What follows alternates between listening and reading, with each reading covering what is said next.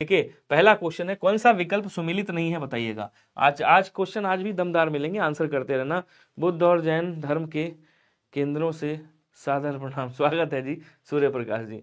कह रहा कुसुम कोमल कर्मधारय समास, बच्चा बच्चे वैकल्पिक द्वंद्व, मोह पास करण तत्पुरुष समास, क्रोधाग्नि कर्मधारय समास, या इसमें से कोई नहीं, कौन सा होगा। इसको देखते हैं क्या कह रहा है। कुसुमेशु कुसुम कोमल, तो क्या बोलेंगे, कहेंगे सर कुसुम के समान, कुसुम के समान समान कोमल। तो कोमल की विशेषता क्या बता रहा है, कैसा है भैया, कुसुम के समान है, इसका मतलब कर्मधारय समास से बात क्या है, आप कहोगे सर सही है।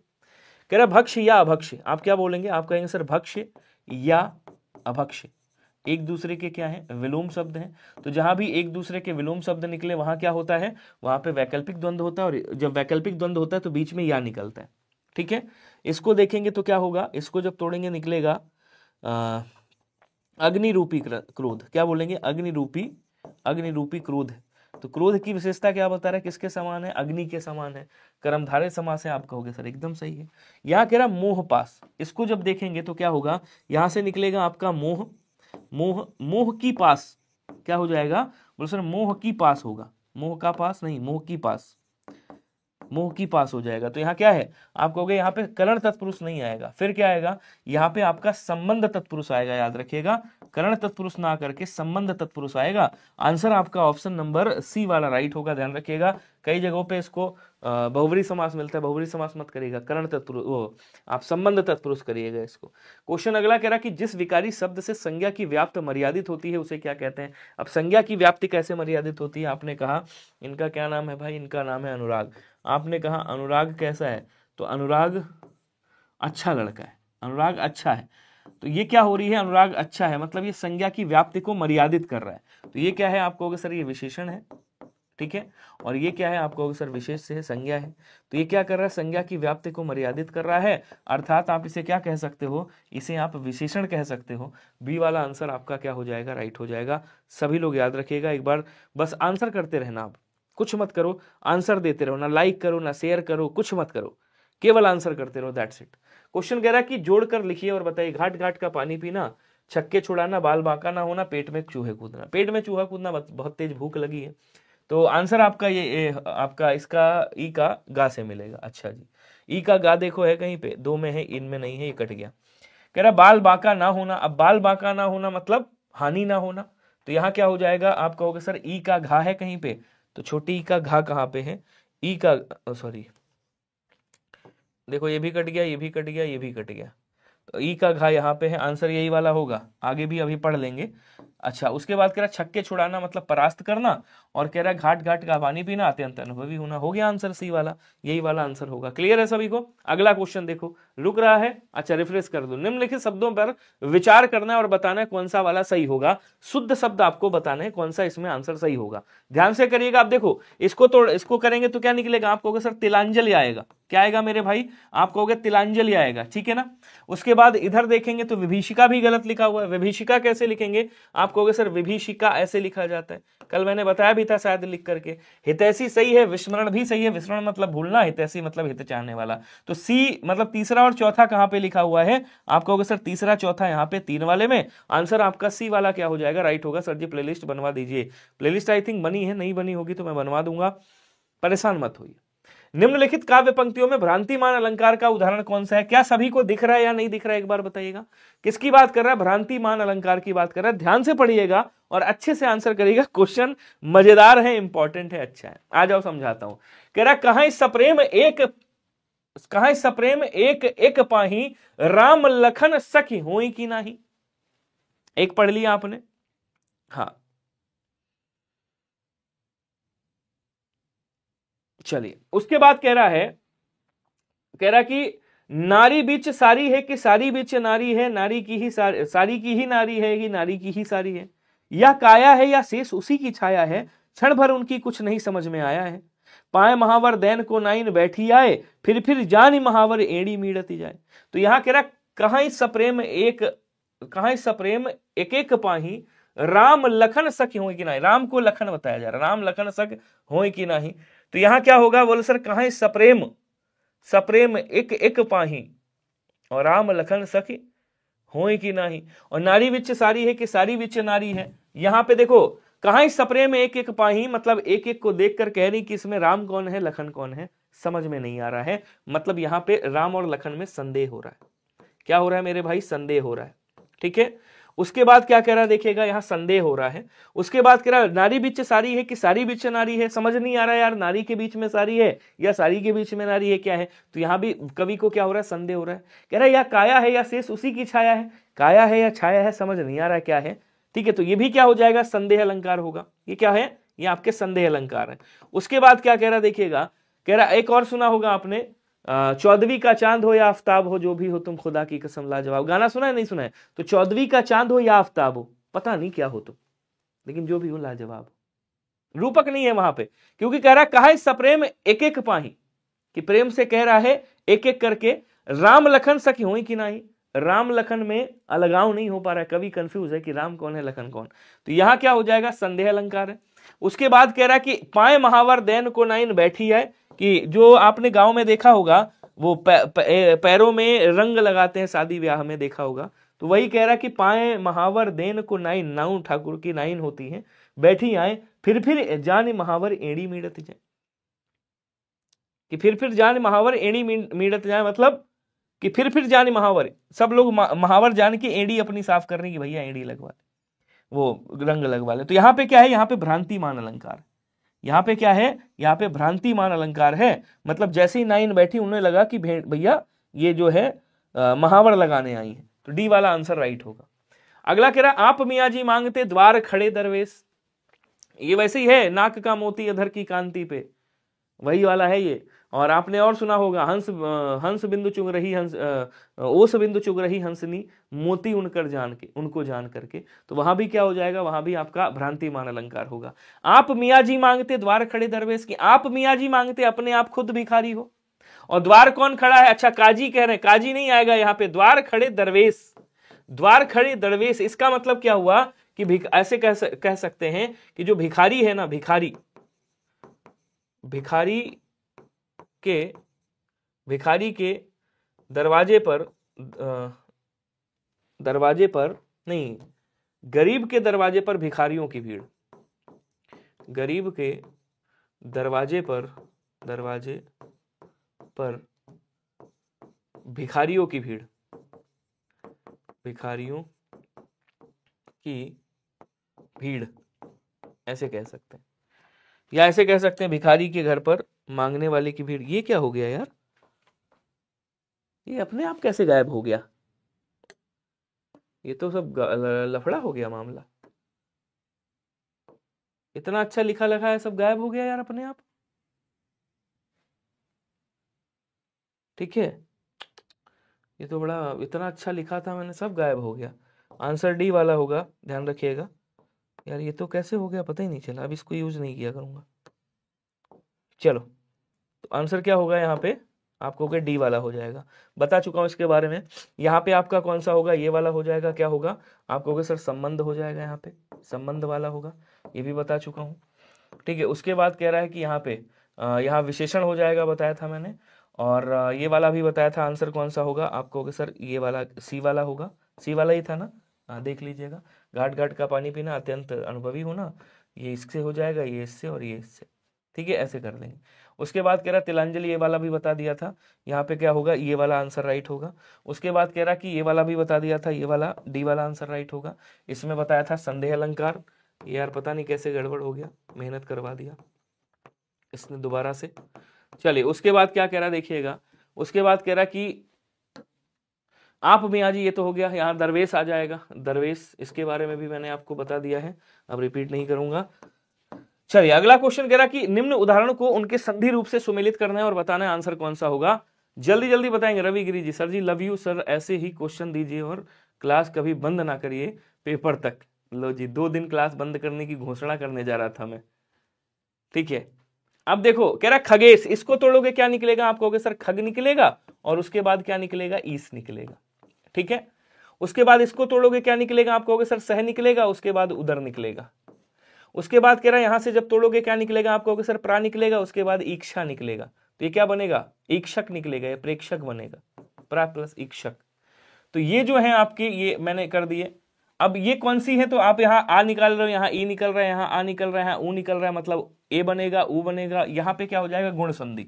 ऐसा किसमें होता है, गुण संधि में होता है। अच्छा, उसके बाद कह रहा है वाग देवी तन्मय, इसको तोड़ोगे तो क्या आएगा, दिक प्लस देवता आएगा, ऐसे आ जाएगा, दिक आएगा, उसके बाद क्या आएगा, उसके बाद आएगा देवता, ध्यान दीजिएगा। उसको तोड़ेंगे क्या आएगा, वाक आएगा, वाक के बाद क्या आ जाएगा, देवी, देवी आ जाएगा। उसको तोड़ेंगे क्या आएगा, आप कहोगे सर तत् आएगा, उसके बाद क्या आएगा, मैं आ जाएगा, तो ये इसके साथ आ जाएंगे, ठीक है। अच्छा, इसको देख लेते हैं, ये वाला जो है, तो ये किससे हो गया, ये आपका व्यंजन संधि का उदाहरण है, ये व्यंजन संधि से मिल गया। अब इसको देख लेते हैं, इसको ऊपर वाले नहीं, इसको इधर ही देखते हैं, उधर जगह तो उसको करेंगे। अब इधर आ जाओ, इसको तोड़ेंगे क्या निकलेगा, आप कहोगे सर पयः प्लस धर निकलेगा, पयः प्लस क्या निकलेगा मेरे भाई, अभी आ रहा हूं कमेंट पे आपके, इसको फोड़ फाड़ दूं, पयः प्लस धर विसर्ग संधि है, ठीक है। इसको तोड़ेंगे क्या निकलेगा, आप कहोगे सर सराह निकलेगा, उसके बाद क्या निकलेगा, कार निकलेगा, सराह धन कार हो जाएगा। और उसके बाद कह रहा क्या आ रहा है आपका पुरा धन, ये ऐसे पुरा आएगा, पुरा, उसके बाद क्या आएगा, धा आ जाएगा, पुरोधा लिखा है, पुरा धन धा हो जाएगा। ये कौन सी विसर्ग संधि है, तो इसको किसके साथ मिलाएंगे, विसर्ग के साथ मिलाएंगे। अब इधर देखो, ऊपर दो मात्राएं लगी हैं, आपकी वृद्धि संधि हो जाएगी, तो इसको तोड़ेंगे क्या निकलेगा, आपको सर परम निकलेगा, उसके बाद औदार्य निकल के आएगा, क्या निकलेगा मेरे भाई, औदार्य निकलेगा। दूसरा क्या कह रहा है, महाधन औत्सुक निकलेगा, महाधन औत्सुक्य, औत्सुक्य निकलेगा, तो महाऔत्सुक्य हो जाएगा। उसके बाद इसको तोड़ेंगे क्या निकलेगा, महा निकलेगा, उसके बाद ऐन्द्रजालिक निकलेगा, ऐन्द्र क्या बोलेंगे, ऐन्द्रजालिक, ऐन्द्रजालिक, ऐसे, ये ऐसे निकलेगा। यहाँ पे क्या है, यहाँ पे आपकी वृद्धि संधि का उदाहरण है, ध्यान रखिएगा। क्लियर है सभी को, तो अपने मन में भी करते जाइएगा, मैंने तो इधर पोस्टमार्टम कर ही दिया है। तो यहाँ पे क्या हो जाएगा, ये अलग है और ये आपका अलग है। अब पहले का दूसरा कहाँ पे, पहले का दूसरा दो में है, इसको काट दो, इसको काट दो। दूसरे का तीसरा कहाँ पे है, तो दूसरे का तीसरा दोनों में है। अच्छा, तीसरे का मतलब सा का चौथा कहाँ है, सा का चौथा यहाँ पे। आंसर आपका कौन सा होगा, ए वाला राइट हो जाएगा, ऑप्शन नंबर ए कर दीजिएगा। बोलो क्या क्लियर है सभी को, जल्दी जल्दी बताएंगे। अगला क्वेश्चन क्या कह रहा है कि अजोतर यौना ही रहियो, समझिएगा, अजोतर यौना ही रहियो, श्रुत सेवक इक रंग, नाक बास बेसरी लयो, बस मुकुतन के संग। समझे नहीं समझे, आपसे कहा जाता है कि जब तक आप चाटू, ऊपर वाली लाइन, अजोतर यौना ही रहियो, श्रुत सेवक इक रंग। अब कह रहा है कि जो सेवक ऐसे होते हैं ना, आपने देखा होगा महलों में जो चाटुकारता वाले होते हैं, तो चाटुकार हमेशा उसकी कभी इज्जत नहीं होती, ये कहना चाह रहा है। सर डी वर्तनी की दृष्टि से बहुत उपयोगी है, बिल्कुल सही कह रहे हो। तो यहां कह रहा है कि जो चाटुकार हैं उनकी कोई इज्जत नहीं होती है। श्रुत सेवक एक रंग, जैसे आपने सुना होगा कान में, एग्जाम्पल दे रहा है, जैसे कान में दो कुंडल पहनते हैं और दोनों एक ही रंग के होते हैं, क्योंकि एक रंग के नहीं है तो आप पहन नहीं सकते। कह रहा है कि अगर आपको निष्पक्ष बात करनी है तो आपकी हमेशा इज्जत होगी। जैसे नाक बास बेसरी ले, नाक बास मतलब नाक में जो आपका क्या पहना जाता है, नथनी पहनी जाती, नाक बास बेसरी लयो, बस मुकुतन के संग, कि बस उसमें एक मोती लगा होता है, उसकी अलग ही एक देखो वो चमक होती है, अलग ही एक परख होती है। तो यहां क्या कह रहा है कि भैया इसमें उत्प्रेक्षा अलंकार है और सत्संग का महत्व है, श्लेष अलंकार है और सत्संग का महत्व है, रूपक अलंकार है और सूफी साधना है, यमक अलंकार है और राम भक्ति है। बड़ा ही प्यारा क्वेश्चन है, सभी लोग आंसर करके बताओ, जल्दी जल्दी आंसर करेगा स्पीड में। और ये भी बताना कि कैसा लग रहा है, मतलब कैसे लग रहे हैं आपको, क्वेश्चन कैसे लग रहे हैं। आ जाओ समझाता हूं। कह रहा अजोतर यौना ही रहियो, श्रुति सेवत इक रंग। यहां पे श्रुति का मतलब क्या हो गया, श्रुति का मतलब दो होते हैं, एक तो होता है कान, यहां पे कान किया गया है, एक श्रुति मतलब चापलूस को कहा गया है। इनके दोनों के रंग एक ही होते हैं, मतलब चापलूस का मतलब ये हो गया कि इसकी कोई इज्जत नहीं है। उसी तरह से यहां पे एक रंग का मतलब भाई इज्जत प्रतिष्ठा हो गया, एक रंग का मतलब यहां बताया गया है कि एक ही रंग के होते हैं। तो एक तो श्लेष अलंकार है यहां पे, क्योंकि यहां पे एक शब्द में दो अर्थ हैं भाई, नाक बास बेसरी लियो और बस मुकुतन के संग, तो यहां दो दो अर्थ निकाले गए हैं, कान का श्रुति और चापलूस। अजोतर यौना ही रहियो, तो यौना के भी आपके यहाँ पे दो अर्थ निकाले गए हैं, ठीक है। यहाँ पे यौना, अजोतर यौना ही रहियो, श्रुति सेवक एक रंग। यौना मतलब एक मतलब होता है एक समान रहना, और एक यौना का मतलब और होता है। तो यहाँ क्या हो जाएगा, श्लेष अलंकार होगा पहली बात, और उसके बाद क्या होगा, सत्संग महत्व होगा बी वाला आंसर राइट करिएगा यहां पे। क्लियर है? अगला क्वेश्चन कह रहा कि वैराग्य संदीपनी। अच्छा, हेमलता जी कह रही सर आप 1 घंटे में बहुत सारे क्वेश्चन कराते थे, अब इतने कम क्यों? तो इसका रीजन आपको क्वेश्चन देख के नहीं लगता है क्या? कह रहा कि वैराग्य संदीपनी किस कवि की रचना है बताइएगा। तुलसीदास जी, सूरदास, कबीरदास, नंददास, इनमें से कोई नहीं। तो वैराग्य संदीपनी किसकी है बताइएगा। वैराग्य संदीपनी उन्हीं की है जिन्होंने हनुमानाष्टक लिखा है। हनुमानाष्टक इन्होंने लिखा है, ध्यान रखिएगा। इन्होंने विनय पत्रिका भी रचना करी है, विनय पत्रिका लिखा है इन्होंने, विनय पत्रिका। इन्होंने पार्वती मंगल लिखा है, पार्वती मंगल। अगर मैं केवल क्वेश्चन आंसर खाली टिक कराता रहूं तब तो बहुत करा दूंगा, पार्वती मंगल। इन्होंने जानकी मंगल भी लिखा है, जानकी मंगल याद रखिएगा, ठीक है। इन्होंने पार्वती मंगल, जानकी मंगल, रामलला नाछू लिखा है, रामलला नाछू भी लिखा है इन्होंने, याद रखिएगा, नाछू। ये सब किसकी रचना है? आप कहोगे ये सब इन्हीं की रचना है। समझ पा रहे हो, नहीं समझ पा रहे हो? अच्छा, रामलला नाछू हो गया। रामचरित मानस भी लिख लो, रामचरित मानस। एक इनकी और है, इनकी है बरवे रामायण करके, बरवे रामायण। तो बरवे रामायण भी पूछ लेता है किसकी है। ये सब किसकी आप कहोगे सर? सब तुलसीदास जी की है। ऑप्शन नंबर ए याद रखिएगा। सूरदास बोले तो सूरसागर, सूरसागर याद रखेंगे। सूर सारावली याद रखिएगा, सूर सारावली, सारावली।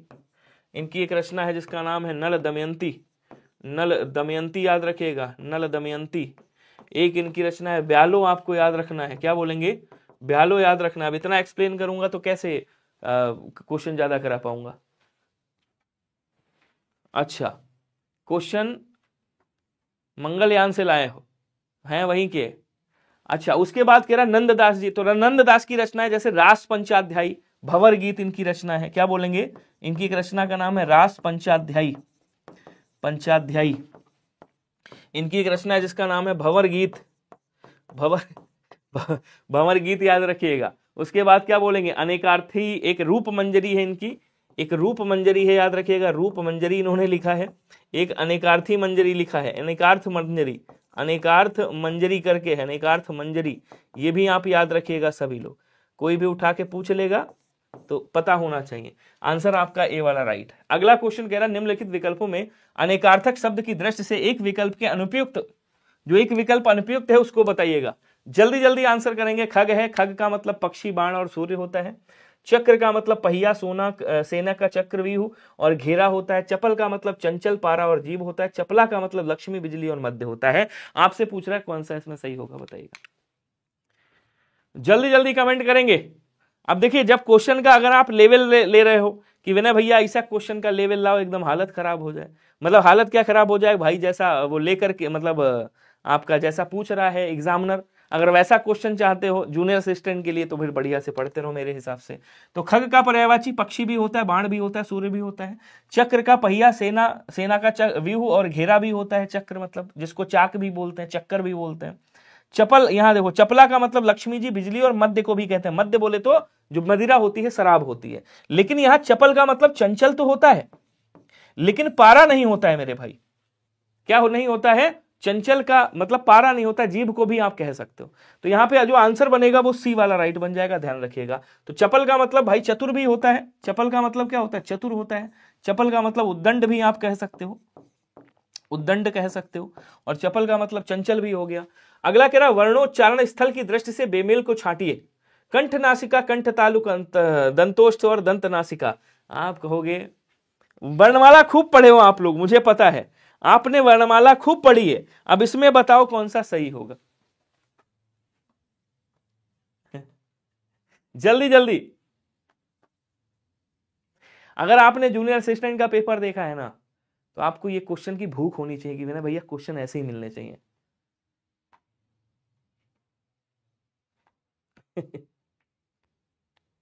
यहां, हाँ, यहां बुखार आ जाए ठीक है, पेपर में बुखार नहीं आना चाहिए, बिल्कुल सही रविगिरी। अब कह रहा है कि यहां पे वर्णोच्चारण स्थल की दृष्टि से बेमेल को छांटिए। आप अच्छा ए बोलोगे तो ये किससे मिलकर के बनता है? आप कहोगे सर ये आ और ई से मिलकर के बनता है। मतलब ई कहां से बोला जा रहा है? आप कहोगे सर तालव्य से। और आ कहां से बोला जा रहा है? आप कहोगे सर कंठ से। इसका मतलब दोनों को मिलाओगे क्या हो जाएगा? कंठ तालु होगा। तो बात तो सही है। अच्छा, फा को बोलोगे फा, ये देखिए अरबी फारसी से लिया गया है। आप बोल के देखो फा, फा बोलोगे तो आपकी जो फा नीचे वाले ओष्ठ हैं वो ऊपर वाले दांत से टकराएंगे, इसका मतलब ये क्या है, दंतोष्ठ है, ये भी सही है। अच्छा आपने बोला ण, तो जैसे ही आपने बोला ण, इस ण ये कहां का वर्ण है, आप कहोगे सर दंत वर्ण है, ताथा दाधा ना, ताथा दाधा ना, ताथा दाधा ना होता है, और टाठा डाढ़ा ना, तो यहां पे क्या कह रहा है, दंत और नासिका, टाठा डाढ़ा ना, और कह रहा कंठ नासिका, तो काखा गाघा अंगा, काखा गाघा अंगा, ठीक है भाई ये कंठ वाला है, सही है, कंठ नासिका हो गया।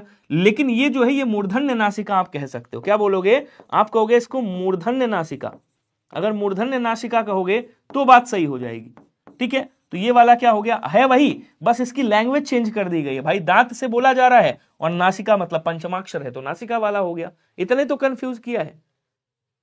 अगला क्वेश्चन देखो, और ये भाई काखा गाघा अंगा वाला है, आपने कहा का, खा, गा, घा, घा, और उस काखा गाघा अंगा, तो ये कौन सा, ये कंठ वाले हैं पूरे के पूरे, और उसके बाद ये नासिका होता है भाई, पंचमाक्षर को नासिक के वर्ण भी कहा जाता है, तो ये भी सही है, ये भी सही है, तीनों सही है, डी वाला आंसर गलत है। अगला क्वेश्चन कह रहा है वाक्य में से वचन को दर्शाने वाला शब्द बताइए, गोली लगते ही उस आदमखोर बाघ के प्राण उड़ गए। अब यहां पे ऐसा कौन सा शब्द है जो वचन को दर्शा रहा है, आपने सुना नहीं है सदैव बहुवचन वाले शब्द कौन कौन से हैं, सदैव बहुवचन, सदैव बहुवचन वाले शब्द आपने सुने होंगे, खूब लिखा है मैंने भी। सदैव बहुवचन में कौन से आते हैं, आप कहोगे सर प्राण आता है, दर्शन आते हैं, क्या बोलेंगे, प्राण हो गया, और क्या कहेंगे, और दर्शन आ जाएंगे, दर्शन, होश, होश, लोग, अक्षत, अक्षत, समाचार, समाचार, हस्ताक्षर, हस्ताक्षर, आंसू, क्या बोलेंगे, आंसू, लहर, ओ आंसू लहर बता रहा हूं, जयशंकर की याद आ गई, आंसू, अश्रु, अश्रु, और क्या बोलेंगे, होश लिख दिया, और भी आप जैसे आदरणीय शब्द हो गया, आप, दाम हो गया, दाम, हालचाल हो गया, ये सब। तो यहाँ पे ये जो प्राण शब्द है ना, ये क्या बता रहा है, ये वचन को दर्शा रहा है। आंसर क्या हो जाएगा, आंसर आपका ऑप्शन नंबर ए होगा। सभी लोग आंसर करिएगा इस वाले का, तब तक मैं देखता हूं कौन आया है, गेट पे घंटी बजा रहा है, 1 मिनट का समय देना।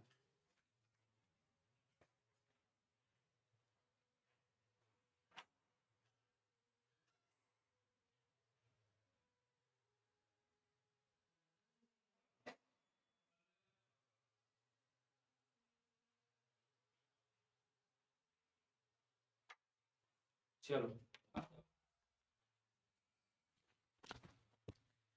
बताइएगा, रंग में भंग नामक काव्य की कृति के रचयिता कौन है, बताइएगा। सभी लोग आंसर करेंगे, स्पीड थोड़ा सा बढ़ा के। किसकी बात कर रहा है, कह रहा रंग में भंग।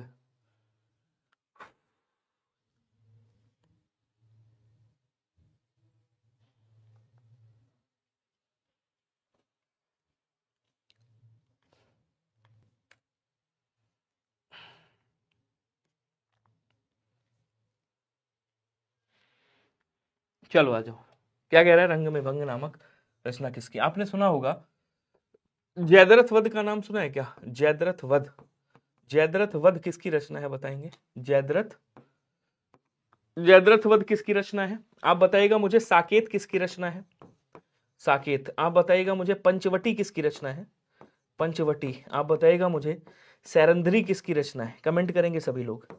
द्वापर किसकी रचना है, बताएंगे सभी लोग, द्वापर। नहुस किसकी रचना है, बताइएगा, नहुस भी आती है। तो जयद्रथ वध हो गया, साकेत है, पंचवटी है, सैरंध्री है, द्वापर है, नहुस है, ध्यान रखिएगा। एक और रचना आती है बक संहार, बंक संहार बोलते हैं इसको, क्या बोलेंगे, बंक संहार बोलते हैं, ऐसे खूब पूछी जाती है, बंक संहार कई बार एग्जाम में पूछी गई है। इनकी एक रचना है जिसका नाम है जय भारत, क्या बोलेंगे, जय भारत, जय भारत। इनकी एक रचना है जिसका नाम है हिडिंबा, सब महाभारत में लिख दी उठा के, हिडिंबा करके लिखी है इन्होंने, हिडिंबा। इनकी एक रचना हिडिंबा भी है। और ये कौन है, तो आप कहोगे सर ये मैथिली शरण गुप्त साहब है। ऑप्शन नंबर सी क्या हो जाएगा, आपका राइट हो जाएगा, ध्यान रखिएगा, सभी लोग आंसर करेगा। एक रचना और है बड़ी प्यारी सी, वो भी याद रखिएगा, विष्णु प्रिया पूछ लेता है कभी कभी कि विष्णु प्रिया रचना किसकी है, आप कहोगे सर विष्णु प्रिया रचना ही नहीं की। क्वेश्चन अगला कह रहा है आचार्य और काव्य प्रयोजन का सुमेलन नहीं है, इसमें से ऐसे कौन से आचार्य हैं जिनका काव्य प्रयोजन का सुमेलन नहीं हुआ है, गलत है, बताइएगा। कि सहृदयों की प्रियता धनार्जन दंडी जी ने कहा है, रस की निष्पत्ति चतुर्वर्ग फल की प्राप्ति आनंद वर्धन जी ने कहा है, लोक व्यवहार का ज्ञान लोकोत्तर आनंद लाभ कुंतक जी ने कहा है, कीर्ति व प्रीति विश्वनाथ जी ने कहा है। किसको किसको बुखार आ रहा है जरा कमेंट करके बताइएगा। ऐसे क्वेश्चन देख करके किसको किसको बुखार आ रहा है एक बार आंसर करके प्लीज बताओ ना मुझे, जल्दी जल्दी बताइएगा।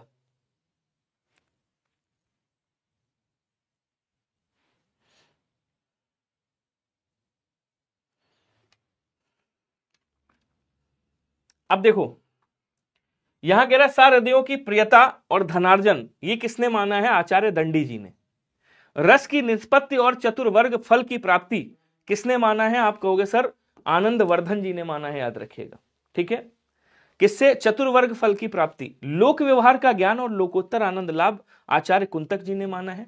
लेकिन यहां कह रहा है विश्वनाथ की जब आप बात करोगे तो विश्वनाथ जी ने क्या कहा है? विश्वनाथ जी ने कहा कि भैया काव्य से चतुर्वर्ग की ओर जाना। क्या बोलेंगे? काव्य से चतुर्वर्ग किसने माना है? तो चतुर्वर्ग माना है आपके विश्वनाथ जी ने। कीर्ति व प्रीति, कीर्ति और प्रीति ये किसके हैं? तो ये आचार्य भोजराज हुए हैं आपके। क्या बोलेंगे? आचार्य भोजराज हुए हैं। भोजराज ये उनका कथन है, ध्यान रखिएगा। कीर्ति व प्रीति ये सब रस में आप जब पढ़ोगे ना, रस की विवेचना पढ़ोगे तो वहां पे आपको सब मिलेंगे, जब रस की विवेचना आप पढ़ रहे होगे। अगला क्वेश्चन, भाषा भूषण के रचनाकार कौन है बताइएगा। आंसर करेंगे सभी लोग। भाषा भूषण के रचनाकार, एक बार सर टॉपिक वाइज करा दीजिए, समझ में आने लगेगा। ये देखिए ये रचना और रचनाकार हैं, इनकी टॉपिक वाइज मैं कराऊंगा, प्रैक्टिस होगी, टेंशन मत लो। आंसर करेंगे सभी लोग जल्दी जल्दी। अब देखो अगर भूषण की रचना देखोगे, कवि भूषण हुए, इन्होंने शिवराज भूषण लिखा है। शिवराज भूषण की रचना करी है, याद रखिएगा। ठीक है ना। इन्होंने एक रचना करी है जिसका नाम है छत्रसाल दशक। छत्रसाल दशक जरूर याद रखिएगा, पूछा जाता है। और जिस तरह से रचना जूनियर असिस्टेंट में पूछ रहा है उस तरह से पूछ लेगा आपसे। इसलिए ये बहुत इंपॉर्टेंट है। शिवा बावनी इनकी रचना है।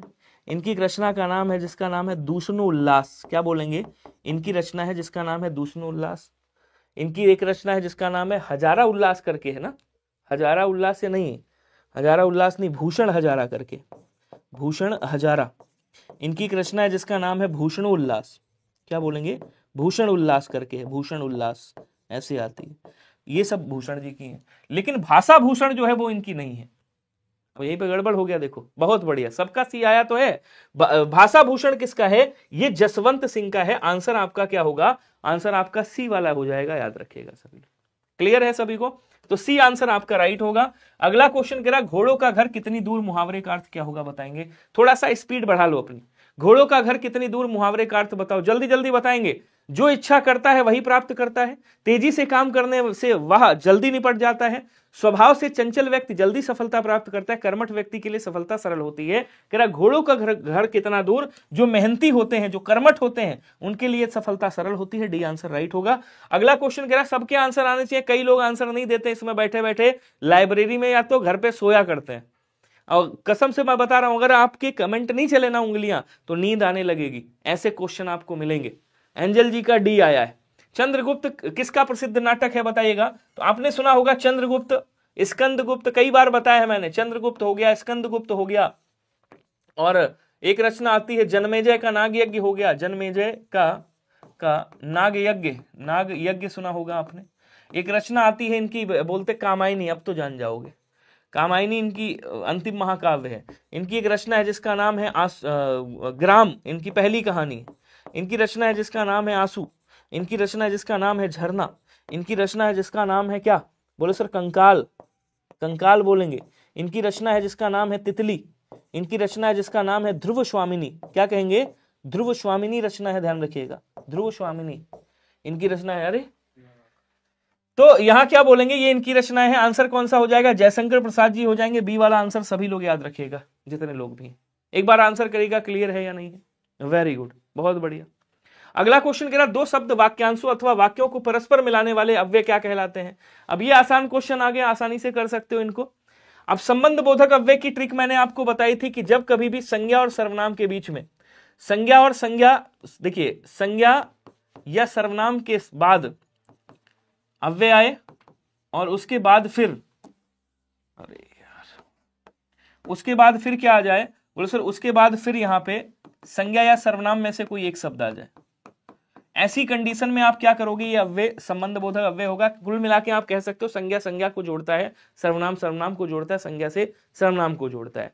तो यहां क्या होगा, संबंध बोधक। लेकिन कह रहा दो शब्द वाक्यांशों अथवा वाक्यों को परस्पर मिलाने से समुच्चय बोधक अव्यय बनता है। बी वाला आंसर राइट होगा। समुच्चय बोधक अव्यय के दो भेद होते हैं, एक को क्या कहते हैं समानाधिकरण कहते हैं, और एक को क्या कहते हैं व्याधिकरण कहते हैं। इतना ध्यान रखिएगा, बाकी कभी क्वेश्चन आएगा तो मैं बताऊंगा। चलिए अगला क्वेश्चन कह रहा हिंदी में अल्प प्राण वर्णों की संख्या कितनी होगी, जरा बताएंगे। सभी लोग कमेंट करेंगे स्पीड में, थोड़ा स्पीड बढ़ाओ ना यार, जल्दी जल्दी आंसर करो सभी के सभी। तो कह रहा है अल्प प्राण वर्णों की जब आप संख्या देखोगे तो प्रत्येक वर्ग का पहला, तीसरा और पांचवा क्या होता है अल्प प्राण, मतलब 5 त्रिक का 15 हो गए आपके अल्प प्राण होते हैं। बोले बिल्कुल होते हैं। यार अलावा ये भी क्या है आपके अल्प प्राण है, यानी कि 4 इसमें जोड़ दो। सा सा सा महाप्राण है। उसके बाद सभी स्वर, जो सभी स्वर हैं वो भी क्या होते हैं, वो भी आपके क्या होते हैं अल्प प्राण होते हैं, मतलब 11 ये जोड़ दो। अब देखो अगर केवल व्यंजन पूछे अल्प प्राण कितने हैं तो आप क्या कहोगे 15। लेकिन अब जब इनको सबको जोड़ दोगे 5 4 9 और 1 क्या होता है 10 होता है, हासिल 1 2 और उसके बाद 1 3, 30 होते हैं। ऑप्शन में ही अच्छा है, ऑप्शन में 30 है, आंसर आपका बी वाला राइट होगा। ऑप्शन क्या होगा बी। वैसे मैं बता दूंगा अगर केवल क्या पूछता, केवल आपका व्यंजन पूछता अल्प प्राण व्यंजन कितने तो 15, अल्प प्राण व्यंजन तो 15।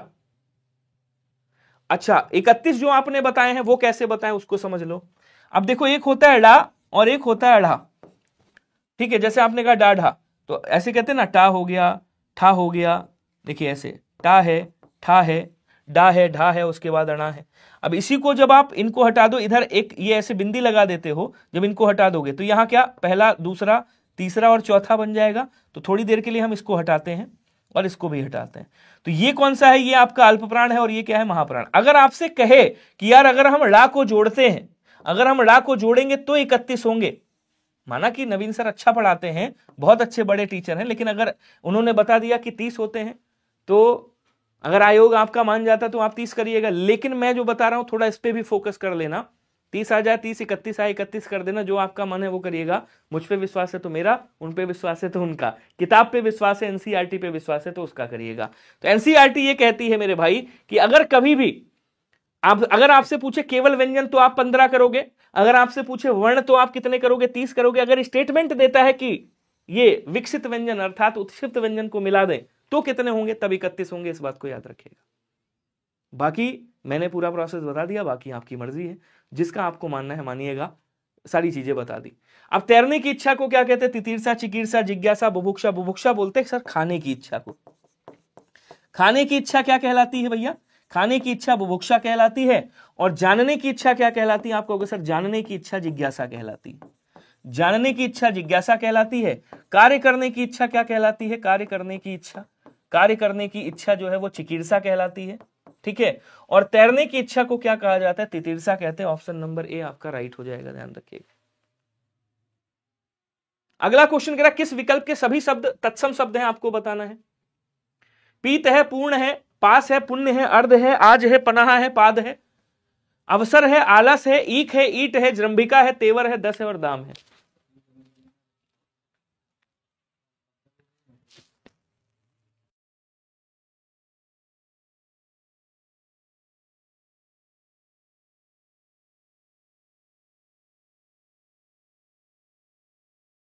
देखो पीत पूर्ण पास पुण्य, नीचे से इसको पकड़ते हैं। जृंभिका तत्सम शब्द है, इसका तद्भव क्या होता है, जमुहाई होता है। जमहाई बोलते हैं, जमहाई जमहाई जमहाई बोलते हैं, जो आप लेते नहीं सुबह सुबह जमहाई, वही हो गया। अच्छा तेवर कैसा शब्द है, तेवर आपका उर्दू भाषा से लिया गया है। कहां से लिया गया, उर्दू भाषा से, विदेशी हो गया। दस कैसा है, तद्भव इसका, तत्सम क्या होता है, बोलो सर 10 होता है। दाम कैसा है, दाम आपका फारसी भाषा से लिया गया है, ध्यान रखिएगा। फारसी भाषा का मतलब ये विदेशी शब्द हो गया, इसका हो गया। ईंट का देखो इधर इसको लिखता हूं ताकि जगह बचे, ये आपका फारसी भाषा से आया, फारसी भाषा से, ठीक है। अब इधर समझो, ईंट का क्या हो जाएगा बच्चे, ईंट का आप देखोगे तो ईंट का हो जाएगा इंस्टिका, इंस्टिका कहते हैं, इंस्टिका, ठीक है। इंस्टिका होता है, ध्यान रखेंगे, इंस्टिका, ईंट को इंस्टिका बोलते हैं। उसके बाद ईख को क्या बोलेंगे, तो ईख को आप देखोगे यहां पे ईख को बोलेंगे सर इक्षु, क्या बोलेंगे, इक्षु बोलेंगे, ठीक है।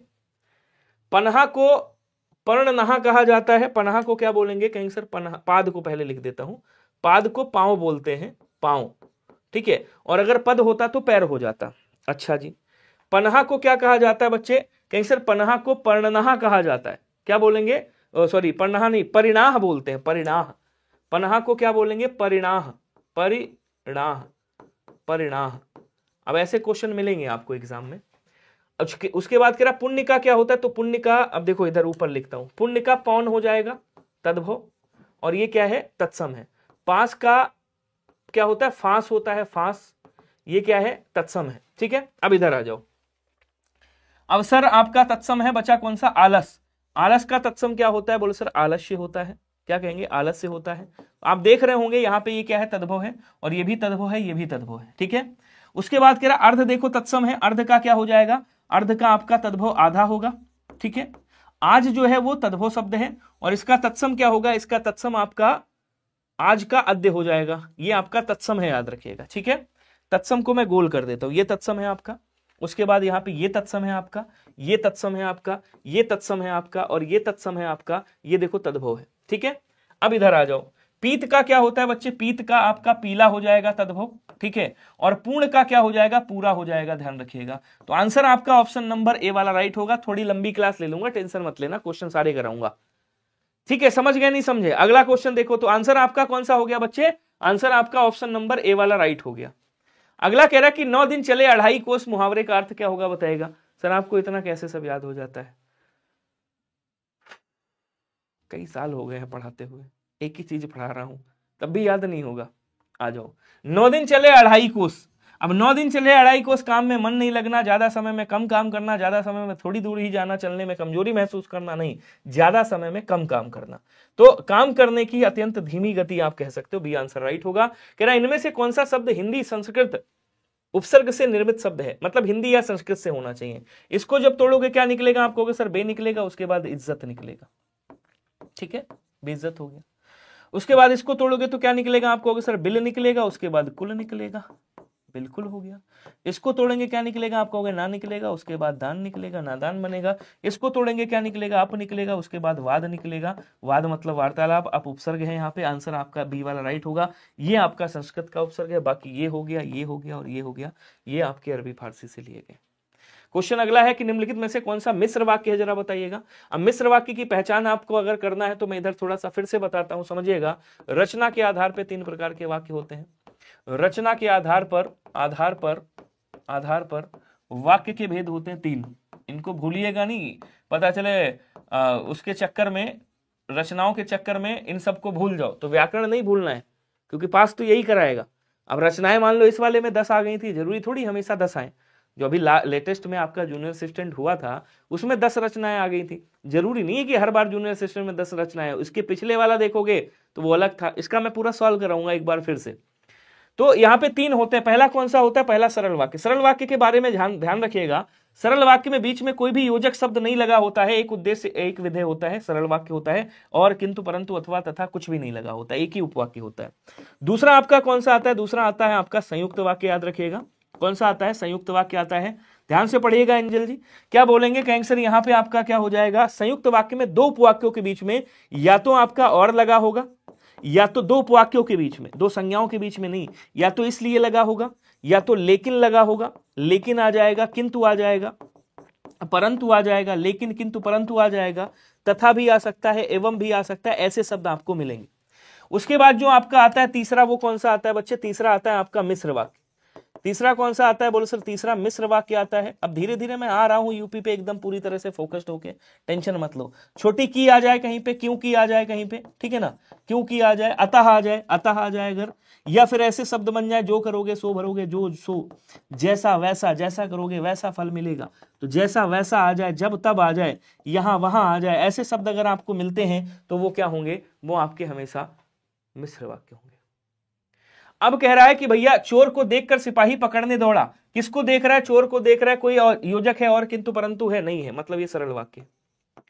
ये कैसा है मेरे भाई, ये सरल वाक्य है, ध्यान रखिएगा, ठीक है, अच्छे से लिख देता हूं, ये क्या है आपका सरल वाक्य हो गया। उसके बाद कह रहा नेताजी भाषण देकर चले गए, नेताजी भाषण देकर चले गए, कोई और किंतु परंतु है नहीं है, ये सरल वाक्य हो गया। सेठ जानता है कि, ये देखो की लग गया, एक उपवाक्य एक उपवाक्य, तो जैसे ही की लगा मतलब आंसर आपका क्या हो गया, आंसर आपका सी वाला राइट हो गया। यहां पे बड़ा बड़ा लिख दीजिएगा। बिजली नहीं थी इसलिए अंधेरा था, तो इसलिए आ गया, एक उपवाक्य है, एक उपवाक्य है, ये कौन सा हो गया आपको सर, ये संयुक्त वाक्य है। बोलो क्या सभी को क्लियर है या नहीं है, एक बार आंसर करके बताएंगे जल्दी जल्दी। क्लियर हुआ, वेरी गुड। नेक्स्ट कह रहा कि जन्मेजय का नाग यज्ञ किसकी रचना है। जिसने आंसर बता दिया मैं समझ जाऊंगा, इसको लिखूंगा नहीं मैं, केवल टिक मारना है आपको। थोड़ा स्पीड बढ़ाइएगा, स्पीड में आंसर करिएगा जितने लोग भी हैं। अभी 8 बजे के बाद किसी की क्लास नहीं है, ले लूंगा लंबी। अच्छा हाँ, एक घोषणा करनी कि 2 दिन मेरी क्लास नहीं होगी। 2 दिन क्लास इसलिए नहीं होगी कि मैं ठहरा अकेला बालक, मैं ठहरा भैया अकेला पुरुष, अकेला बालक, और एग्जाम बहुत ढेर सारे हैं। तो बिहार में 2 दिन की मैराथन लगी हुई है मेरी, बिहार के चैनल पे। आपके लिए भी इंपॉर्टेंट क्वेश्चन है, आप पढ़ना चाहें तो वहां से पढ़ सकते हैं। 2 दिन की मैराथन लगी है बिहार टेक्स्ट बुक पे, वो बिहार एएसआई का पेपर चल रहा है, तो इस वजह से 2 दिन आपकी क्लास मुझे रोकनी पड़ेगी। हाँ, इंद्रजाल भी इन्हीं की है, कंकाल भी इन्हीं की है, इरावती भी इन्हीं की है, अजातशत्रु भी इन्हीं की है। ये लाओ लिख देता हूं, इरावती भी रचना इन्हीं की है, ध्यान रखिएगा।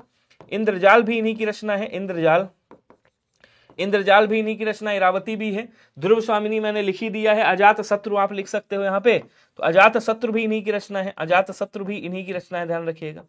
अजातशत्रु भी इन्हीं की रचना है। ये कौन है, तो ये जयशंकर प्रसाद जी हैं। बी वाला आंसर आपका राइट होगा। अगला कह रहा है यातुधान का पर्यायवाची क्या होगा, कोई बताएगा, आंसर करेंगे। आग का क्या होता है बच्चे, आग का अग्नि होता है, तो ये वोकैब को भी मत भूलिएगा। आग को कृषाणु कहा जाता है, आग को बच्चे धनंजय कहा जाता है। क्या बोलेंगे कहेंगे सर, धनंजय कहा जाता है। हुतासन बोलते हैं इसको, हुतासन ध्यान रखिएगा।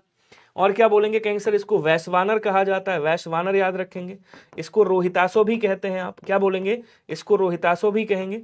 और इसको वायु सखा भी कहा जाता है, वायु सखा, इसको वायु सखा भी कहते हैं, पावक कहते हैं, अनल कहते हैं, पावक भी बोलते हैं इसको, अनल भी बोलते हैं, ध्यान रखिएगा। उसके बाद कह रहा अश्व किसका पर्यायवाची, तो आप कहोगे सर अश्व जो है वो घोड़े का पर्यायवाची होता है, तुरंग का पर्यायवाची होता है, क्या बोलते हैं, घोटक का पर्यायवाची होता है, घोटक बोलते हैं इसको। और क्या बोलेंगे, इसको रविसुत कहा जाता है, रविसुत बोलते हैं इसको, है कहा जाता है, वाजी कहा जाता है, वाजी बोलेंगे। बाजी भी बोला जाता है, गाना भी आपने सुना होगा, बाजीगर हो बाजीगर। निश्चर किसको बोलते हैं, निश्चर 2 को कहते हैं, चोर को भी कहा जाता है और उसको राक्षस को भी कहते हैं। तो निश्चर किसे कहते हैं, निश्चर जो है राक्षस को कहा जाता है, याद रखेंगे, राक्षस का लिख देता हूं। दानव को बोलते हैं, दैत्य को कहा जाता है, किसको, दैत्य को कहा जाता है। और क्या कहेंगे, राक्षस हो गया, दानव हो गया, दैत्य हो गया, और आपका क्या बोलते हैं इसको, धनुष कहा जाता है, धनुष याद रखिएगा। ये देवताओं का दुश्मन होता है इसलिए इसको सुरारी बोला जाता है, सुरारी कहते हैं। क्या बोलेंगे सर, इसको सुरारी के नाम से भी जाना जाता है, सुरारी याद रखिएगा। और इसको तमचर भी कहा जाता है, तमचर कहते हैं, तमचर। इसको निशाचर भी कहा जाता है, निशाचर बोलते हैं, ठीक है ना। ये सब किसके हो गए पर्यायवाची, तो बोले सर ये सब आपके निशाचर के हो गए। तो यातुधान भी किसका ही है, यातुधान भी निशाचर का ही पर्यायवाची। आंसर आपका क्या हो जाएगा, सी वाला राइट होगा। बचा कौन सा, वसन। वसन किसे कहा जाता है, तो वसन वस्त्र को कहा जाता है, कपड़ा को कहा जाता है। कपड़ा का तत्सम करपट होता है, याद रखेंगे, करपट बोलते हैं, पट भी बोलते हैं इसको, ठीक है ना। और क्या कहेंगे सर, इसको चीर कहा जाता है, इसको अंबर भी आप बोल सकते हो, अंबर कहते हैं। परिधान कहते हैं, परिधान बोलेंगे, परिधान कहा जाता है। इसको दुकूल कहा जाता है, दुकूल याद रखिएगा। ये सब किसके हैं, कपड़े के पर्यायवाची। क्लियर है, बताएंगे। अगला क्वेश्चन क्या कह रहा है, देखिएगा। क्वेश्चन कह रहा है कि छत्रसाल दशक, छत्रसाल दशक, छत्रसाल लिख गया, छत्रसाल दशक किसकी रचना है, बताएंगे। जल्दी जल्दी कमेंट करिएगा सभी के सभी, आ जाओ। देखो केशवदास की अगर रचना आप जानोगे तो इनकी रचनाएं हैं, जैसे रसिक प्रिया, क्या बोलेंगे, इनकी रचना है रसिक प्रिया, याद रखिएगा। रसिक प्रिया खूब पूछी जाती है, सबसे ज्यादा पूछी जाने वाली 2 रचनाएं हैं। एक तो रसिक प्रिया हो गई, एक और बता रहा हूं, जैसे इनकी कवि प्रिया भी है। अच्छा, नक्सिक भी पूछी जाती है, नक्सिक इनकी याद रखिएगा।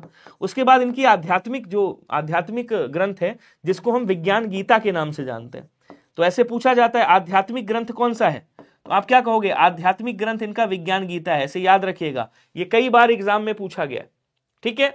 उसके बाद क्या बोलेंगे, इनकी रामचंद्रिका भी है, रामचंद्रिका याद रखिएगा, रामचंद्रिका। और इनकी एक क्या बोलते हैं, छंदमाला, छंदमाला है रचना इनकी, छंदमाला भी आप लोग याद रखिएगा, पूछ सकते हैं। उसके बाद इनकी एक रचना और मिलती है, वीर सिंह देव चरित, वीर सिंह ऐसे लिखेंगे, वीर सिंह देवचरित, देवचरित इनकी रचना है। और ये जो रचना है छत्रसाल दशक, ये भूषण की है। बी वाला आंसर आपको याद रखना है। हाँ, जगनिक साहब के बारे में याद रखिएगा, इन्होंने आलखंड की रचना करी है, आलखंड की रचना करी है। और इन्होंने परमाल रासों की रचना करी है। किसकी? परमाल रासों की रचना करी है, याद रखिएगा। क्या बोलेंगे? आलखंड और परमाल रासों की रचना करी है। क्वेश्चन अगला क्या कह रहा है देखिएगा। क्वेश्चन कह रहा है सही स्थानापन्न शब्द नहीं है, इसमें से कौन सा शुद्ध नहीं है बताइएगा। आंसर करेंगे थोड़ा स्पीड में, ठीक है। कह रहा है कि जो आज तक से संबंधित है आधुनिक जड़ से नष्ट करने की क्रिया उन्मूलन, हास्य व्यंग से पूर्ण नाटक रूप प्रहसन, आकाश में असंख्य तारों का पुंज निहारिका। तो आकाश में असंख्य तारों का पुंज निहारिका कहलाता है, हास्य व्यंग से पूर्ण नाटक रूप प्रहसन कहलाता है, जड़ से नष्ट करने की क्रिया उन्मूलन कहलाती है। आधुनिक का मतलब ये नहीं होता है, आज तक से संबंधित जो है उसे क्या बोलेंगे? कहेंगे सर जो आज तक से संबंधित है उसे बोला जाता है अद्यतन। क्या कहा जाता है मेरे भाई? उसे अद्यतन कहा जाता है। ए वाला आंसर आपका राइट होगा, ध्यान रखें। अगला क्वेश्चन क्या कह रहा है देखेंगे। क्वेश्चन कह रहा है कि आवश्यकता से अधिक धन संपत्ति एकत्र ना करना, इसके लिए कौन सा शब्द होगा? तो अस्तेय का मतलब होता है चोरी ना करना, चोरी ना करना। आगे से हट रहा हूं अभी। चोरी ना करना अस्तेय कहलाता है, ठीक है। कृपणता मतलब कंजूसी हो गई, कंजूसी। और सदाचार मतलब अच्छा आचरण। क्या बोलेंगे? सदाचार मतलब अच्छा आचरण करने, अच्छा आचरण, अच्छा आचरण बोलेंगे, अच्छा आचरण। फिर बचा कौन सा? बोले सर अपरिग्रह। अपरिग्रह का मतलब क्या होता है? आवश्यकता से अधिक धन संपत्ति एकत्र ना करना अपरिग्रह कहलाता है। क्वेश्चन है जेब कतरा में शब्द में कौन सा समास होगा बताएंगे। तो इसको जब तोड़ोगे क्या निकलेगा? आप कहोगे सर जेब को कतरने वाला, जेब को कतरने वाला। जेब को कतरने वाला क्या कहलाता है? जेब कतरा कहलाता है। को विभक्ति है, क्या हो जाएगी? कर्म तत्पुरुष। आंसर आपका क्या होगा? सी वाला राइट हो जाएगा, ध्यान रखिएगा। अगला क्वेश्चन कह रहा है विस्मयादिबोधक शब्दों के संबंध में कौन सा कथन सही है आपको बताना है। मतलब 3 कथन गलत है, 1 कथन सही है। तो जो कथन सही है उसके बारे में आपको बताना है। ये प्रायः वाक्य के प्रारंभ में आते हैं, ये वाक्य रचना के अनिवार्य घटक हैं, ये केवल शोक घृणा भाव प्रकट करते हैं, इनमें वचन के अनुसार विकार होता है। अब देखो एक सबसे बड़ा पॉइंट मैं बताता हूं, एक सबसे बड़ा पॉइंट बताता हूं। मैं कहीं जा नहीं रहा हूं, वो बिहार पे क्लास है ना, मैंने बताया बिहार टेक्स्ट बुक पे। तो कह रहा है इनमें वचन के अनुसार विकार होता है, बिल्कुल नहीं, ये अविकारी शब्द होते हैं जितने भी। जैसे आपने कहा वाह, वाह कितना सुंदर दृश्य है, कितना सुंदर दृश्य है। आपने कहा हाय, हाय मेरी भैंस डूब गई, मेरी भैंस डूब गई, डूब गई, हाय मेरी भैंस डूब गई। अब आपने कहा हाय, क्या इसमें कोई परिवर्तन कर सकते हो? वाह का कोई वाही कर सकते हो, वाहो कर सकते हो? नहीं, इसमें कोई परिवर्तन नहीं होता, मतलब ये अविकारी शब्द है। तो ये तो गलत हो गया मामला। ये केवल शोक घृणा भाव प्रकट करते नहीं, ये शोक भी प्रकट करते हैं, घृणा भी प्रकट करते हैं, और क्या बोलते हैं आपका प्रेम भी प्रकट करते हैं, शाबाशी भी प्रकट करते हैं, ठीक है। तो बहुत सारी चीजें आती हैं आपकी, लगभग 13 प्रकार के शब्दों को प्रकट करते। बोले सर ये भी नहीं होगा, ये वाक्य रचना की अनिवार्य अंग है? नहीं, बिल्कुल नहीं, अनिवार्य घटक नहीं है। ये वाला राइट होगा, ये प्रायः वाक्य के प्रारंभ में आते हैं। आंसर आपका ए वाला राइट हो जाएगा। क्वेश्चन अगला कह रहा है इनमें से ईएल प्रत्यय नहीं लगा हुआ है किसमें? बताओ जी। संबंध, समुच्चय, क्रिया, विशेषण, विषय, बिल्कुल सही। जल्दी जल्दी आंसर करेंगे सभी के सभी, स्पीड थोड़ा सा बढ़ा के। क्या कह रहा है देखिएगा, आंसर नहीं आ रहा है आपका। राधे राधे, अंकित राजपूत, बादल, टारगेट, नीरज, हर्ष। चलिए क्या कह रहा देखिएगा, इसको जब तोड़ोगे क्या निकलेगा? अड़ना से अड़ निकालोगे, ईएल प्रत्यय लगेगा। मरना से मर निकालोगे, ईएल प्रत्यय लगेगा। सड़ना से सड़ निकालोगे तो ईएल प्रत्यय लगेगा, सड़ियल बनेगा। बचा कौन सा? नारियल मूल शब्द है जो नारिकेल से बना हुआ है। किससे बना है? आप कहोगे सर नारिकेल तत्सम शब्द से बना हुआ है, नारिकेल तत्सम शब्द से बना हुआ तद्भव है। अगला कह रहा द्वंद्व समास का सही सामासिक पद कौन सा होगा बताएंगे। तो पुष्प धनवा, पुष्प का है, पुष्प का है धनुष जिनका, पुष्प का है धनुष जिनका, अर्थात कौन? अर्थात कौन? कामदेव, ठीक है, अर्थात कौन? कामदेव। आप कहोगे त्रिलोकी, तीनों लोकों के स्वामी है जो, वह जो तीनों, ऐसे लिखेगा, वह जो तीनों, जो वह, मैं लिख देता हूं अच्छे से, वह जो तीनों लोकों के स्वामी है। अर्थात कौन? तो अर्थात आप क्या लिखोगे यहां पे? अर्थात शिव जी की बात कर रहा है। उसके बाद कह रहा मंत्री परिषद, मंत्रियों के लिए परिषद। और इसको तोड़ेंगे तो क्या हो जाएगा? आप कहोगे सर दिवा या रात्रि। तो ये क्या है? ये आपके वैकल्पिक द्वंद्व, वैकल्पिक द्वंद्व हो जाएंगे, याद रखिए। ठीक है, ये आपका क्या है? वैकल्पिक द्वंद्व है। मतलब आंसर आपका कौन सा होगा? आंसर आपका ऑप्शन नंबर बी वाला होगा। अच्छा, पुष्पधनवा बहुव्रीहि समास कौन सा है? ये आपका बहुव्रीहि समास है। ठीक है, त्रिलोकी कौन सा है? आप कहोगे सर ये बहुव्रीहि समास है। और उसके बाद ये कौन सा है? आप कहोगे सर ये संप्रदान तत्पुरुष समास है। संप्रदान तत्पुरुष समास है, ध्यान रखिएगा। क्लियर है सभी को? अगला कह रहा है कि मैंने लड़के को पुस्तक पढ़ाई, उक्त वाक्य में प्रयुक्त क्रिया का भेद बताएंगे, कौन सा होगा? तो कह रहा मैं क्या हूं? यहां पे करता हूं। और मैंने क्या किया? पढ़ाने का काम किया, ये क्रिया हो गई। किसको पढ़ाया? क्या पढ़ाया? पुस्तक पढ़ाया, ये कर्म हो गया। किसको पढ़ाया? लड़के को पढ़ाया, लड़का क्या है? ये भी कर्म हो गया। तो कर्म कितने हैं? 2 हैं। क्रिया के साथ 2 कर्म है। 2 कर्म है तो आप क्या कहोगे? ये द्विकर्मक क्रिया है, ऑप्शन नंबर ए हो जाएगा। पूर्वकालिक की ट्रिक मैंने आपको खूब अच्छे से बताई है, बिल्कुल याद रखिएगा। जब करता है एक क्रिया को समाप्त कर दूसरी क्रिया स्टार्ट करता है तो पहली वाली क्रिया को पूर्वकालिक क्रिया कहते हैं। क्रिया के साथ में हमेशा कर और करके लगा होगा, पूर्वकालिक क्रिया हो जाएगी। क्वेश्चन अगला कह रहा है मेरे भाई कि वह नौकर नहीं आया, इस वाक्य में वह कौन सा विशेषण है? कोई बताएगा मुझे? अब देखो, मैंने आपको क्या बताया, वह क्या है? आप कहोगे सर सर्वनाम है। ठीक है, और नौकर क्या है? आप कहोगे सर संज्ञा है। तो एक बात हमेशा याद रखना कि सर्वनाम के ठीक बाद यदि संज्ञा आ जाए या स्वयं सर्वनाम आ जाए, ऐसी कंडीशन में सर्वनाम सार्वनामिक विशेषण बनता है। लेकिन एक बात और याद रखना है आपको कि यहां पे निजवाचक और पुरुषवाचक सर्वनाम नहीं लगते हैं। तो यहां क्या हो जाएगा? बोलो सर ये निश्चयवाचक है, वह नौकर नहीं है, सार्वनामिक विशेषण हो जाएगा। मध्यकालीन भारतीय आर्य भाषा का काल क्या है? कोई बताएगा? आ जाओ, इसको भी आज उड़ा ही देता हूं। तो अगर मैं बात करूं भारतीय आर्य भाषा की, तो भारतीय आर्य भाषा जो है, भारतीय आर्य भाषा 3 भागों में बांटी गई। कितने भाग हैं? 3 भाग में बांटी गई है, याद रखिएगा।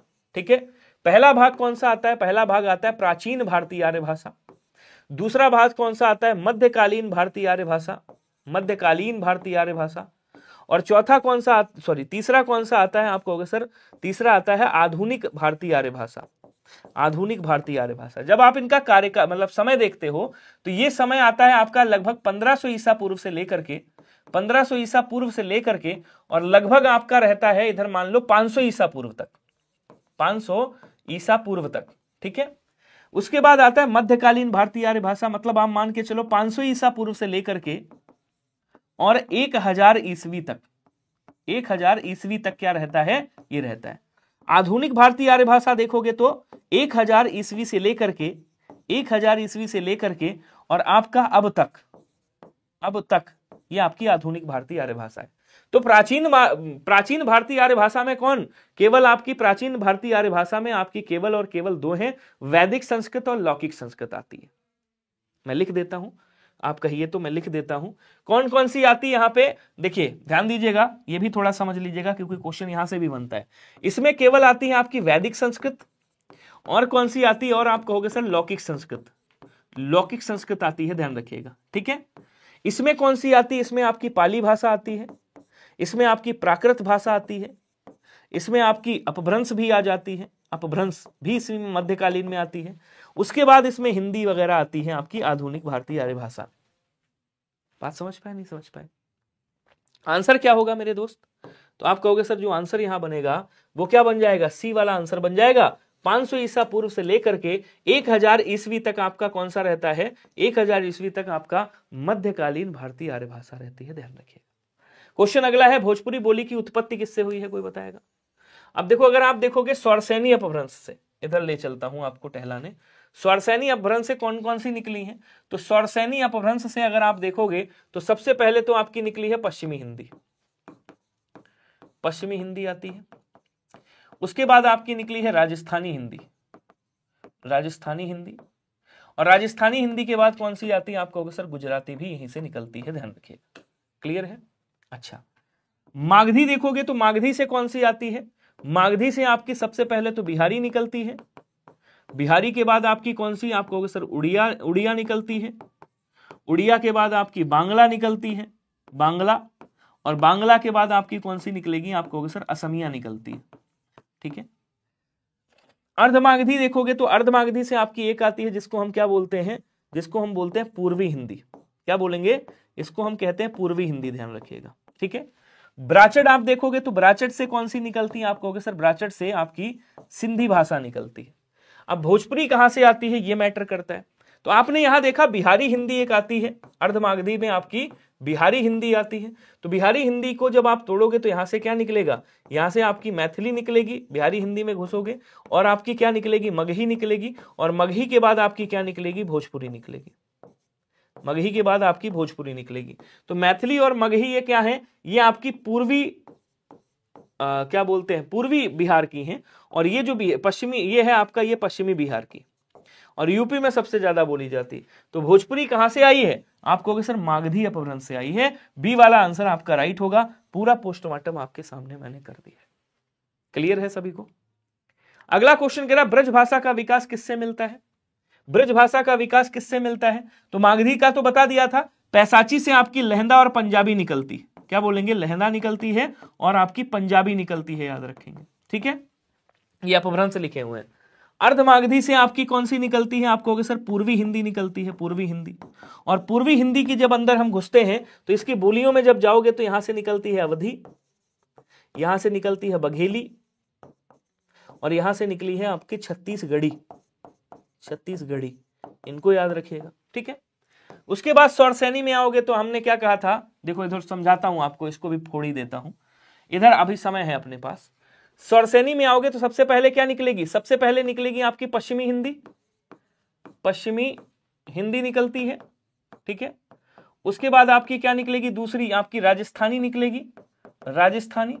और राजस्थानी के बाद तीसरी क्या निकलेगी? आप कहोगे सर यहां से गुजराती निकलेगी। तो राजस्थानी का तो खैर किया जा सकता है, गुजराती से हमको मतलब नहीं है।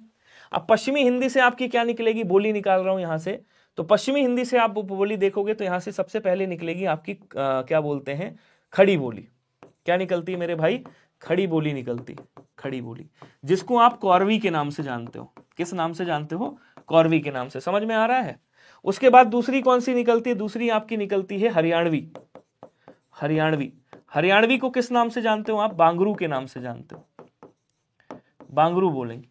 तीसरे नंबर पे आपकी निकलती है ब्रज भाषा। क्या बोलेंगे? तीसरे नंबर पे आपकी निकलती है कौन सी? आप कहोगे सर ब्रज भाषा, ब्रज भाषा। और उसके बाद चौथे नंबर पे आपकी आती है बुंदेली, और उसके बाद आती है पांचवें पे आपकी कन्नौजी, कन्नौजी। ध्यान रखिएगा। तो आंसर आपको मिल गया होगा अभी तक, मुझे लगता है आंसर आपका डी वाला राइट होगा। देखो जब एक्सप्लेन करोगे तो फिर समय तो लगेगा। क्वेश्चन करा किस वाक्य में संबंधवाचक सर्वनाम का प्रयोग किया गया है? मैंने आपको बताया था संबंधवाचक सर्वनाम के बारे में कि भैया इधर संज्ञा है और इधर क्या है? आपका सर्वनाम है। सर्वनाम या संज्ञा में से कोई एक शब्द हो, ठीक है ना, और बीच में आपका अव्यय फंस गया। इधर भी क्या है? संज्ञा या सर्वनाम में से कोई एक शब्द है। ठीक है। ऐसी कंडीशन में क्या होता है? ऐसी कंडीशन में जो अव्यय शब्द ये है ना, ये संबंध बोधक अव्यय होगा। या फिर ऐसे शब्द आएंगे के साथ, ट्रिक बताया था मैंने, के बाद। ये ट्रिक है आपकी, दोनों ट्रिक है, याद रखिएगा, कॉन्सेप्ट भी है। से पहले, से पहले, से बाद, ऐसे शब्द आपको देखने को मिलेंगे, ऐसे शब्द देखने को मिलेंगे। तो अयोध्या जाने के लिए किससे कहूं? शर्मा जी का घर या नहीं वाह है, इस घड़ी को देखा, या कितनी उपयोगी है।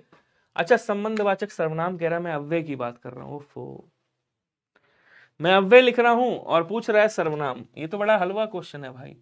मैं उधर अव्यय पढ़ गया, उसको कह रहा है अयोध्या जाने के लिए किससे कहूं? सर्वनाम की बात करा, किससे, मतलब ये प्रश्नवाचक हो गया। प्रश्नवाचक को हम क्या बोलते हैं? पत्नीवाचक सर्वनाम। शर्मा जी का घर यहां नहीं वाह है, तो ये क्या बता रहा है? ये निश्चयवाचक की बात कर रहा है। ये कह रहा है ये निश्चयवाचक सर्वनाम है। इस घड़ी को देखा, या कितनी उपयोगी है, ये भी आपका निश्चयवाचक में जाएगा। कह रहा तेते पांव पसारी है जेती लांबी सौर। कि पैर उतने पसारिए जितनी लंबी चादर हो। तो यहां कह रहा है जो सो जैसा वैसा जितना उतना, ऐसे शब्द जहां भी मिल जाए वहां क्या होता, वहां क्या होगा, वहां पे आपका हमेशा संबंधवाचक सर्वनाम होगा। किसमें साइड हटना था, इसमें हटना था। लो जी भाई सुमिता जी ले लो स्क्रीनशॉट, इसमें लेना था इसका स्क्रीनशॉट। वैसे स्क्रीनशॉट लेने की आवश्यकता नहीं है आपको, मैं पीडीएफ तो दे ही देता हूं, तो स्क्रीनशॉट की आवश्यकता ही नहीं है आपको। वध्वागमन का संधि विच्छेद क्या होगा, तो इसको मैं ऐसे ही तोड़ देता हूं। यहां पे आपका वधु आ जाएगा, उसके बाद आगमन आएगा, आगमन आ जाएगा। यहाँ पे कौन सी संधि होगी आपको, सर यण संधि का उदाहरण है, ध्यान रखेंगे डी वाला आंसर होगा। और